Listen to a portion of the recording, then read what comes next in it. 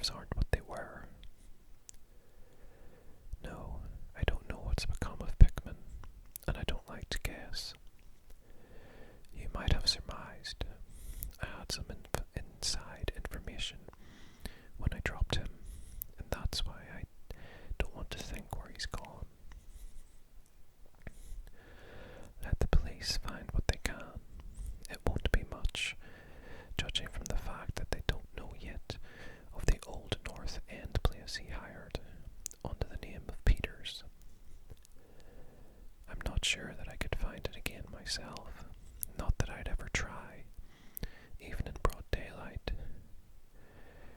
Yes, I do know, or I'm afraid I know why he maintained it. I'm coming to that, and I think you'll understand before I'm through why I don't tell the police. They would ask me to guide them, but I couldn't go back there, even if I knew the way. There was something there, and now I can't use the subway, or, and you may as well have your laugh at this too, go down into cellars anymore. I should think you'd have known I didn't drop Pickman for the same silly reasons that fussy old women like Dr. Reed or Joe Minnow or Bosworth did. Morbid art doesn't shock me, and when a man has the genius Pickman had, I feel it an honour to know him, no matter what direction his work takes. Boston never had a greater painter than Richard Upton Pickman. I said it at first, and I say it still, and I never swerved an inch either when he showed that ghoul feeding. That, you remember, was when Minot cut him. You know it takes profound art and profound insight into nature to turn out stuff like Pickman's. Any magazine cover back can splash paint around wildly and call it a nightmare or a witch's Sabbath or a portrait of the devil, but only a great painter can make such a thing really scare or ring true. That's because only a real artist knows the actual anatomy of the terrible, or the physiology of fear, the exact sort of lines and proportions that connect up with latent instincts or hereditary memories of fright, and the proper colour contrasts and lighting effects to stir the dormant sense of strangeness. I don't have to tell you why a fusilier really brings a shiver, while a cheap ghost story frontispiece merely makes us laugh. There's something these fellows catch beyond life, and they're able to make us catch for a second. Doré had it, Sim had it, Angarola of Chicago had it, and Pickman had it as no man ever had it before, or, I hope to heaven, ever will again. Don't ask me what it is they see.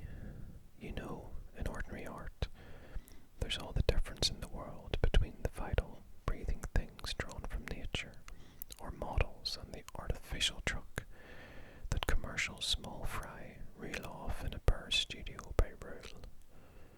Well, I should say that the really weird artist has a kind of vision which makes models or summons up what amounts to actual scenes from the spectral world he lives in. Anyhow, he manages to turn out results that differ from the pretender's mince pie dreams in just about the same way that the life painter's results differ from the concoctions of a correspondence school cartoonist.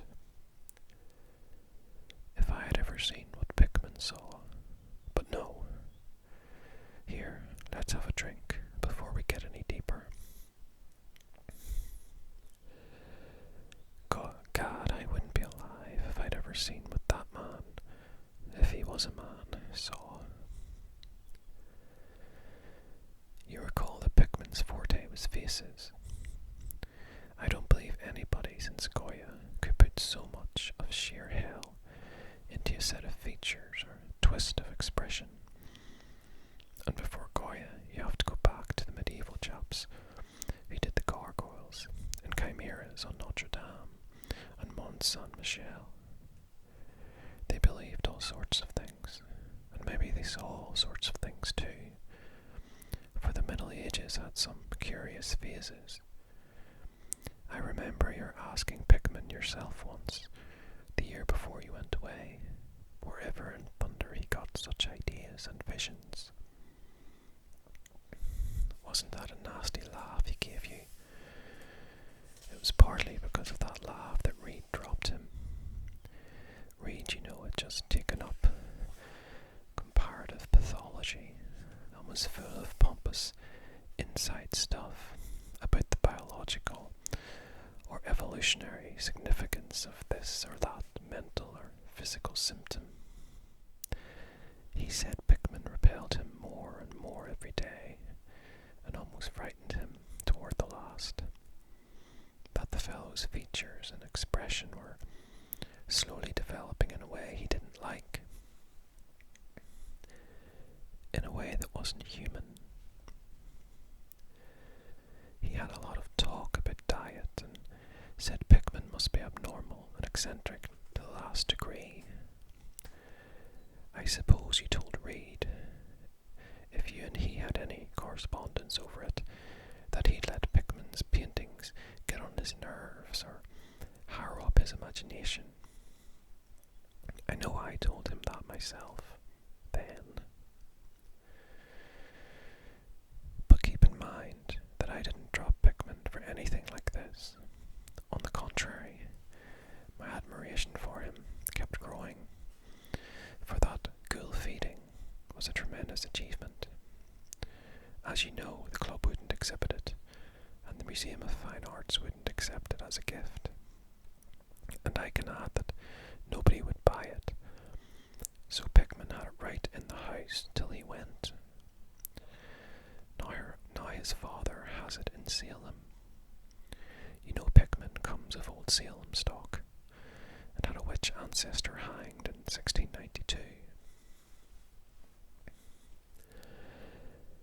I got into the habit of calling on Pickman quite often, especially after I began making notes for a monograph on weird art. Probably it was his work which put the idea into my head, and anyhow, I found him a mine of data and suggestions when I came to develop it. He showed me all the paintings and drawings he had about, including some pen and ink sketches that would, I verily believe, have got him kicked out of the club if any of the members had seen them.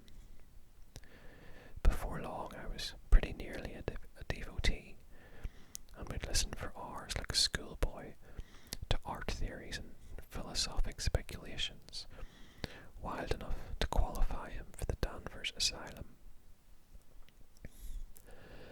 My hero worship, coupled with the fact that people generally were commencing to have less and less so to do with him, made him get very confidential with me, and one evening he hinted that if I were fairly close-mouthed and none too squeamish, he might show me something rather unusual, something a bit stronger than anything he had in the house.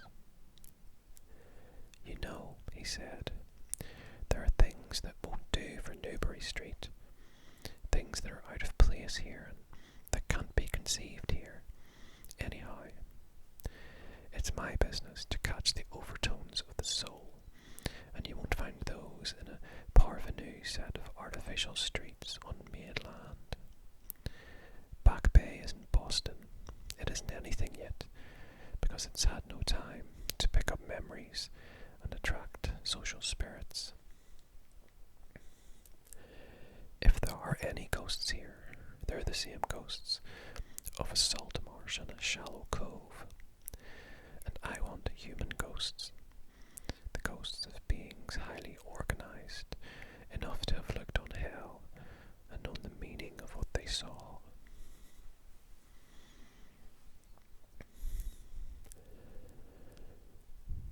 place for an artist to live is the North End. If the aesthete were sincere, he'd put up with the slums for the sake of the massed traditions. God, man, don't you realise that places like that weren't merely made, but actually grew? Generation after generation lived and felt and died there. In days when people weren't afraid to live and feel and die. Don't you know there was a mill on Copp's Hill in 1632, and that half the present streets were laid out by 1650? I can show you houses that have stood 2 centuries and a half and more, houses that have witnessed what would make a modern house crumble into powder. What do moderns know of life and the forces behind it? You call the Salem witchcraft a delusion, but I'll wage my 4 times great-grandmother could have told you things. They hanged her on Gallows Hill, with Cotton Mather looking sanctimoniously on. Mather, damn him, was afraid somebody might succeed in kicking free of this accursed cage of monotony. I wish someone had laid a spell on him, or sucked his blood in the night.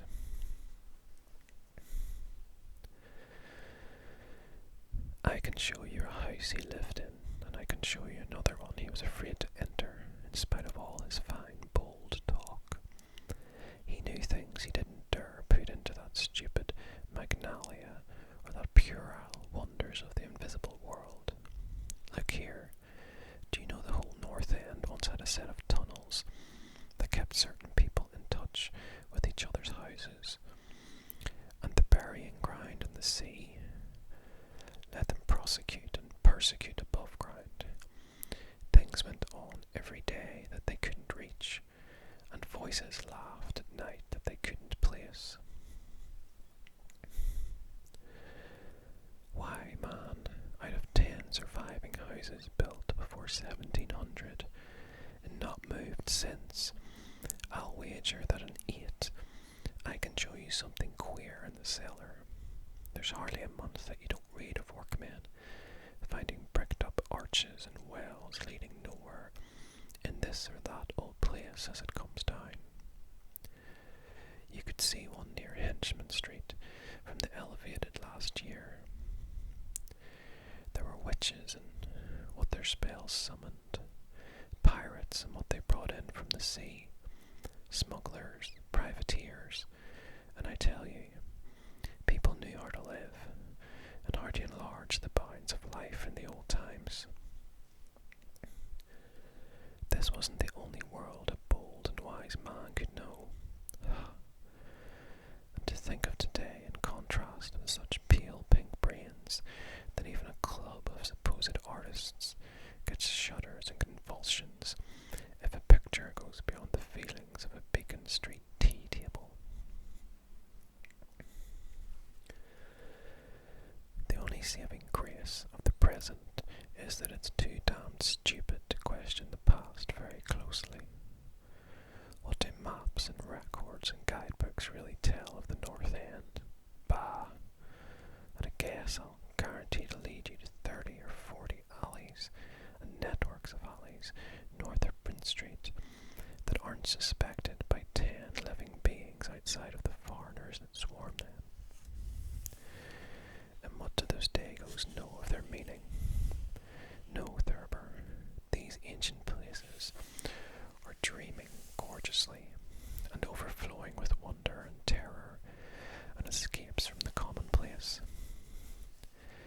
And yet there's not a living soul to understand or profit by them, or rather there's only one living soul, for I haven't been digging around in the past for nothing. See here, you're interested in this sort of thing. What if I told you that I've got another studio up there, where I can catch the night spirit of antique horror and paint things that I couldn't even think of in Newbury Street?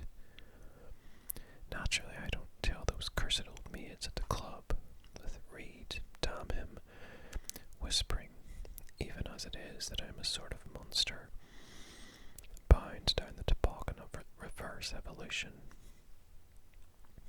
Yes, Thurber, I decided long ago that one must paint terror as well as beauty from life, so I did some exploring in places where I had reason to know terror lives.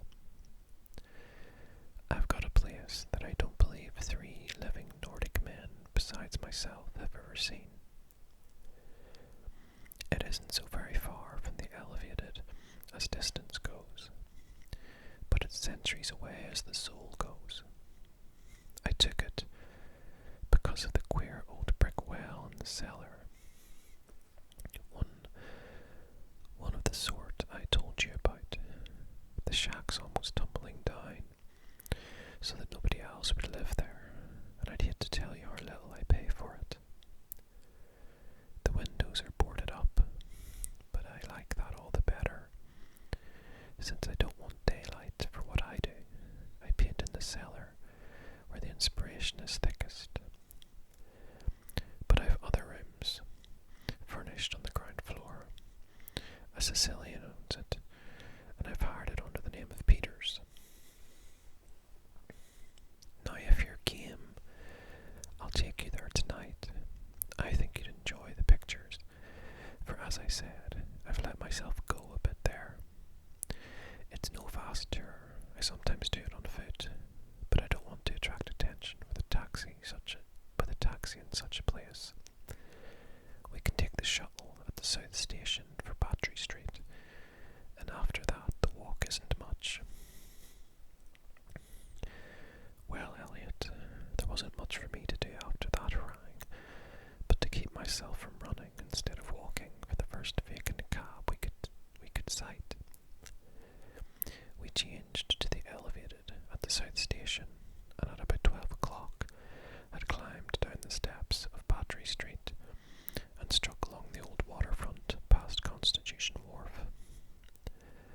I didn't keep track of the cross streets, and can't tell you yet which it was we turned up, but I know it wasn't Greenough Lane.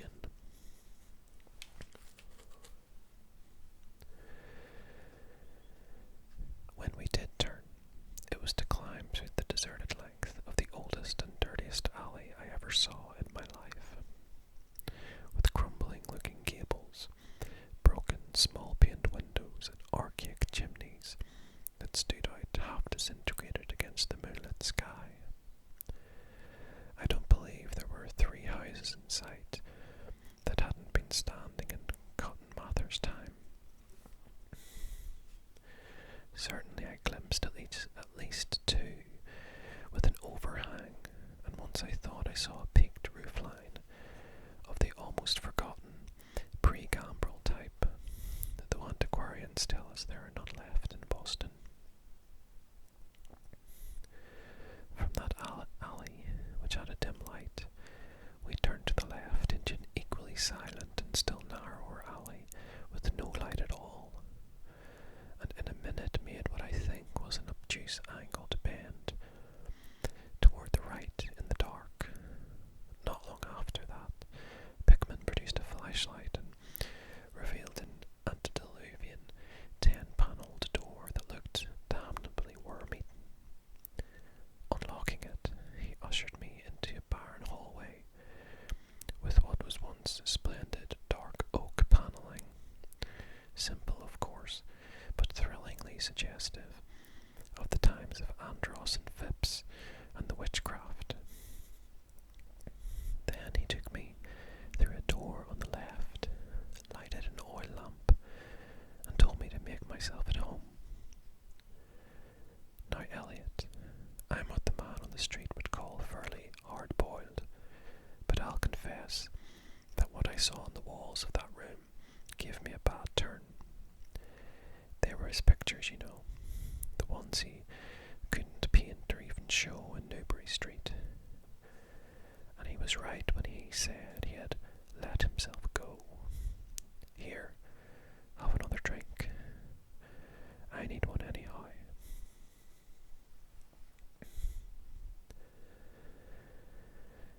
There's no use in my trying to tell you what they were like, because the awful, the blasphemous horror, and the unbelievable loathing harshness and moral fetor came from simple touches quite beyond the power of words to classify. There were none of the exotic techniques you see in Sydney Sim, none of the trans-Saturnian landscapes and lunar fungi that Clark Ashton Smith uses to freeze the blood. The backgrounds are mostly old churchyards, deep woods, cliffs by the sea, brick tunnels, ancient panelled rooms, or simple vaults of masonry. Copp's Hill burying ground, which could not be many blocks away from this very house, was a favourite scene. The madness and monstrosity lay in the figures in the foreground, for Pickman's morbid art was preeminently one of demoniac portraiture. These figures were seldom completely human, but often approached humanity in varying degrees. Most of the bodies, while roughly bipedal, had a forward slumping and a vaguely canine cast. The texture of the majority was a kind of unpleasant rubberiness. Oh, I can see them now. Their occupations, well, don't ask me to be too precise. They were usually feeding, I won't say on what. They were sometimes shown in groups in cemeteries or underground passages, and often appeared to be in battle over their prey, or rather their treasure trove. And what damnable expressiveness Pickman sometimes gave the sightless faces of this charnel booty. Occasionally the things were shown leaping through open windows at night, or squatting on the chests of sleepers, worrying at their throats. One canvas showed a ring of them, baying about a hanged witch on Gallows Hill, whose dead face held a close kinship to theirs. But don't get the idea that it was all this hideous business of theme and setting which struck me faint. I'm not a 3-year-old kid, and I'd seen much like this before. It was the faces, Elliot, those accursed faces, that leered and slavered out of the canvas with the very breath of life. By God, man, I verily believe they were alive. That nauseous wizard had waked the fires of hell in Pigment, and his brush had been a nightmare-spawning wand. Give me that decanter, Elliot. There was one thing called the lesson. Heaven pity me that I ever saw it. Listen, can you fancy a squatting circle of nameless dog-like things in a churchyard teaching a small child how to feed like themselves? The prince of a changeling, I suppose. You know the old myth about how the weird people leave their spawn in cradles in exchange for the human babes they steal. Pickman was showing what happens to those stolen babes, how they grow up. And then I began to see a hideous relationship in the faces of the human and non-human figures. He was, in all his gradations of morbidity, between the frankly non-human and the degradedly human, establishing a sardonic linkage and evolution. The dog things were developed from mortals.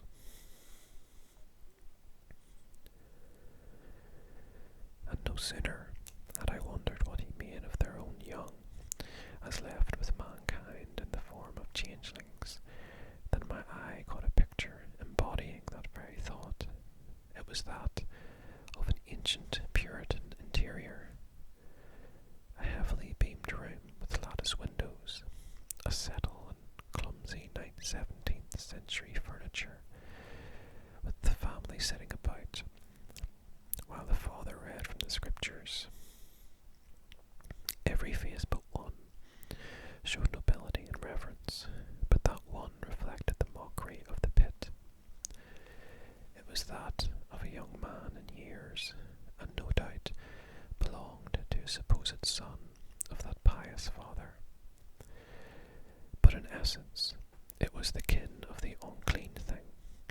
It was their changeling, and in a spirit of supreme irony, Pickman had given the features a very perceptible resemblance to his own.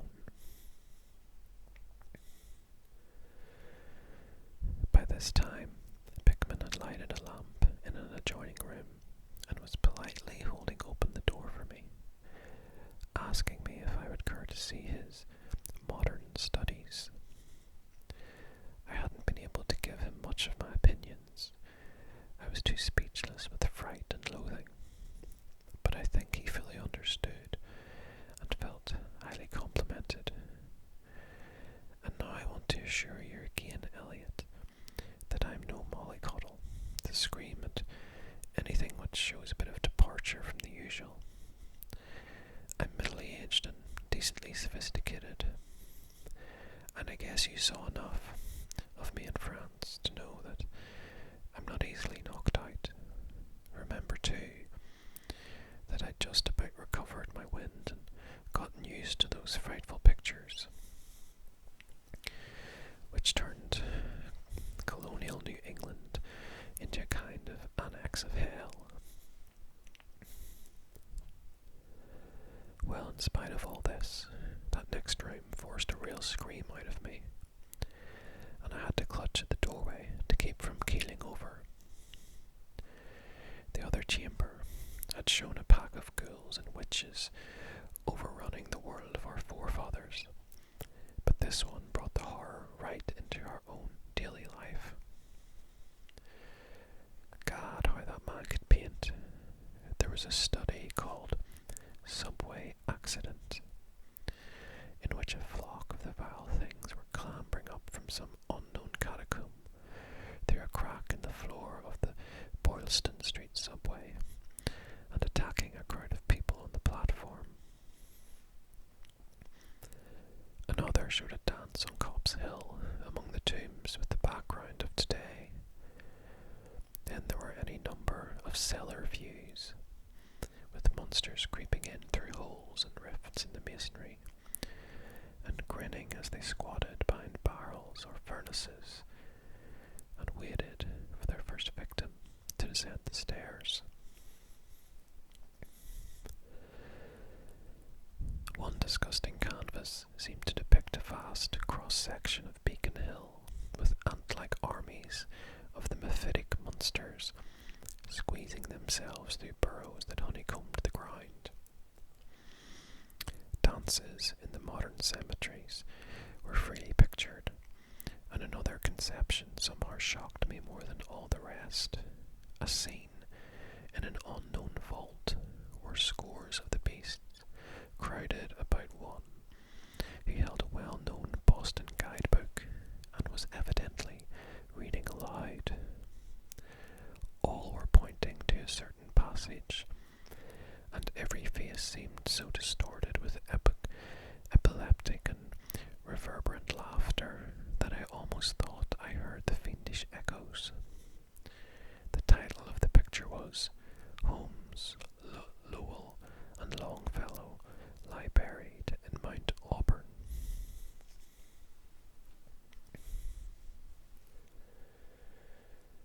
So, as I gradually steadied myself and got readjusted to this second room of devilry and morbidity, I began to analyze some of the points in my sickening loathing. In the first place, I said to myself, these things repelled because of the utter inhumanity and callous cruelty that they showed in Pickman.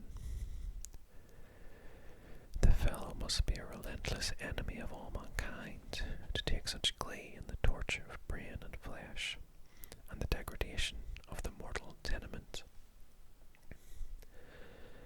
In the second place, they terrified because of their very greatness. Their art was the art that convinced. When we saw the pictures, we saw the demons themselves, and were afraid of them. And the queer part was that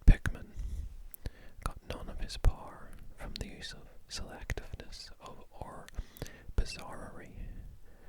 Nothing was blurred, distorted, or conventionalized.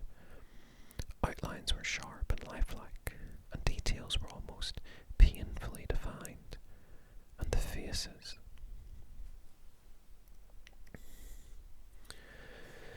It was not any mere artist's interpretation that we saw.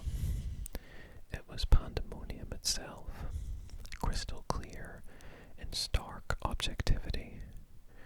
That was it, by heaven. The man was not a fantasist or romanticist at all. He did not even try to give up the churning, prismatic ephemera of dreams, but coldly and sardonically reflected some stable, mechanistic, and well-established horror, which he saw fully, brilliantly, squarely, and unfalteringly. God knows what that world can have been, or where he ever glimpsed the blasphemous shapes that loped and trotted and crawled through it. But whatever the baffling source of his images, one thing was plain. Pickman was, in every sense, in conception and in execution, a thorough, painstaking, and almost scientific realist.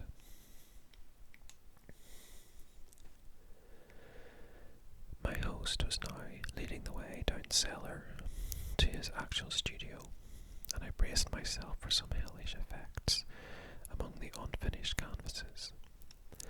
As we reached the bottom of the damp streets, he turned his flashlight to a corner of the large open space at hand, revealing the circular brick curb of what evidently a great well in the earthen floor. We walked nearer, and I saw that it must be 5 feet across, with walls a good foot thick and some 6 inches above the ground level. Solid work of the 7th century, or I was much mistaken.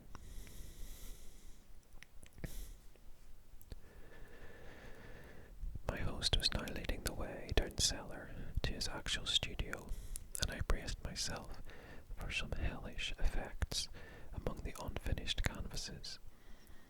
As we reached the bottom of the damp stairs, he turned his flashlight to a corner of the large open space at hand, revealing the circular brick curb of what was evidently a great well in the earthen floor. We walked nearer. I saw that it must be 5 feet across, with walls a good foot thick and some 6 inches above the ground level. Solid work of the 17th century, or I was much mistaken. That, Pickman said, was the kind of thing he had been talking about, an aperture of the network of tunnels that used to undermine the hill. I noticed idly that it did not seem to be bricked up, and that a heavy disc of wood formed the apparent cover. Thinking of the things this well must have been connected with, if Pickman's wild hints had not been mere rhetoric, I shivered slightly, then turned to follow him up a step and through a narrow door into a room of fair size, provided with a wooden floor and furnished as a studio. An acetylene gas outfit gave the light necessary for work. The unfinished pictures on easels or propped against the walls were as ghastly as the finished ones upstairs, and showed the painstaking methods of the artist.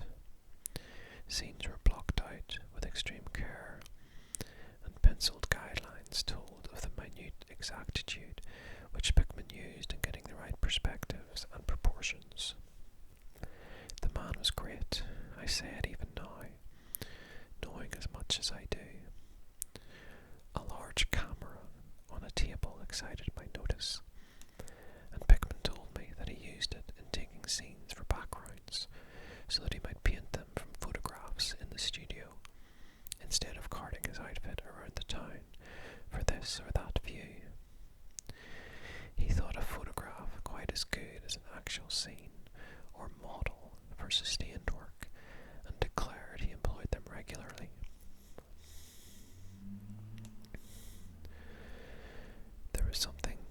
disturbing about the nauseous sketches and half-finished monstrosities that leered around from every side of the room. And Pickman suddenly unveiled a huge canvas on the side away from the light, I could not for my life keep back a loud scream. The second I had emitted that night,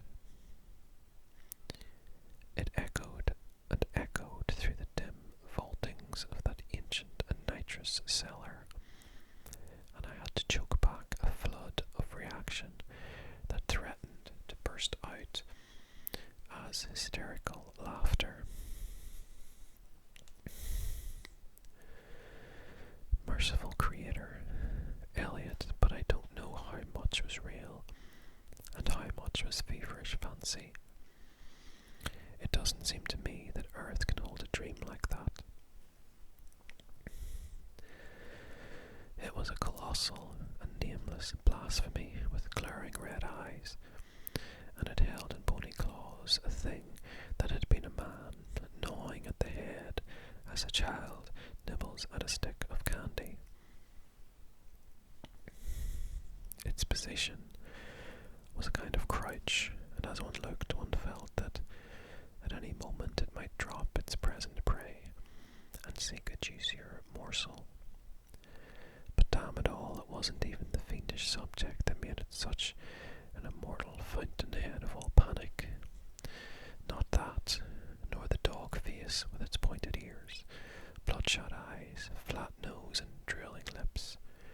It wasn't the scaly claws, nor the mould-caked body, nor the half-hooved feet.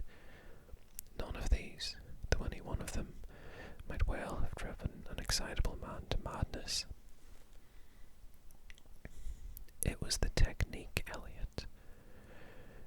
The cursed, the impious, the unnatural technique, as I am a living being. I never elsewhere saw the actual breath of life so fused into a canvas. The monster was there. It glared and gnawed and glared, and I knew that only a suspension of nature's laws could ever let a man paint a thing like that without a model, without some glimpse of the netherworld which no mortal unsold to the fiend has ever had. Pinned with a thumbtack to a vacant part of the canvas was a piece of paper, now badly curled up. Probably, I thought, a photograph, from which Pickman meant to paint a background as hideous as the nightmare it was to enhance. I reached out to uncurl and look at it, when suddenly I saw Pickman start as if shot. He had been listening with peculiar intensity ever since my shocked scream had waked unaccustomed echoes in the dark cellar, and now he seemed struck with a fright which, though not comparable to my own, had in it more of the physical than of the spiritual. He drew a revolver and motioned me to silence, then stepped out into the main cellar and closed the door behind him. I think I was paralyzed for an instant, imitating Pickman's listening. I fancied I heard a faint scurrying sound somewhere, and a series of squeals or bleats in a direction I couldn't determine. I thought of huge rats and shuddered. Then there came a subdued sort of clatter, which somehow set me all in goose flesh. A furtive, groping kind of clatter, though I can't attempt to convey what I mean in words. It was like heavy wood falling on stone or brick. Wood on brick. What did that make me think of? It came again, and louder. There was vibration, as if the wood had fallen further than it had fallen before. After that followed a sharp, grating noise, a shouted gibberish from Pickman, and the deafening discharge of all 6 chambers of a revolver, fired spectacularly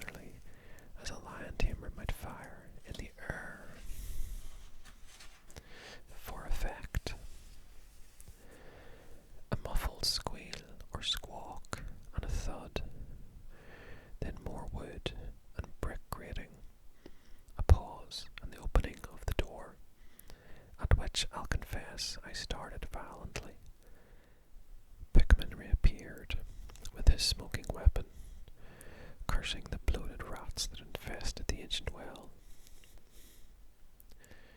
The deuce knows what they eat, Thurber, he grinned, for those archaic tunnels touched graveyard and witch den and sea coast. But whatever it is, they must have run short, for they were devilish anxious to get out. Your yelling stirred them up, I fancy. Better be cautious in these old places. Our rodent friends are the one drawback, though I sometimes think they're a positive asset, by way of atmosphere and colour. Well, Elliot, that was the end of the night's adventure. Pickman had promised to show me the place, and heaven knows he had done it. He led me out of that tangle of alleys in another direction. It seems, for when we sighted a lamppost, we were in a half-familiar street, with monotonous rows of mingled tenement blocks and old houses. Charter Street it turned out to be, but I was too flustered to notice just where we hit it. We were too late for the elevated, and walked back downtown through Hanover Street. I remember that walk. We switched from Tremont up Beacon, and Pickman left me at the corner of Joy, where I turned off. I never spoke to him again. Why did I drop him? Don't be impatient. Wait till I ring for coffee. We've had enough of the other stuff. But I, for one, need something. No, it wasn't the paintings I saw in that place, though I'll swear they were enough to get him ostracized in 9/10 of the homes and clubs in Boston. And I guess you won't wonder now why I have to steer clear of subways and cellars. It was something I found in my coat the next morning. You know the curled up paper tucked to that frightful canvas in the cellar? The thing I thought was a photograph of some scene he meant to use as a background for that monster. That last scare had come while I was reaching to uncurl it, and it seems I had vacantly crumpled it into my pocket. But here's the coffee. Take it black, Elliot, if you're wise. Yes, that paper was the reason I dropped Pickman. Richard Upton Pickman, the greatest artist I have ever known, and the foulest being that ever leaped the bounds of life into the pits of myth and madness. Elliot, old Reed was right. He wasn't strictly human. Either he was born in strange shadow, or he'd found a way to unlock the forbidden gate. It's all the same now, for he's gone, back into the fabulous darkness he loved to haunt. Here, let's have the chandelier going. Don't ask me to explain, or even conjecture about what I burned. Don't ask me either what lay behind that mole-like scrambling Pickman was so keen to pass off as rats.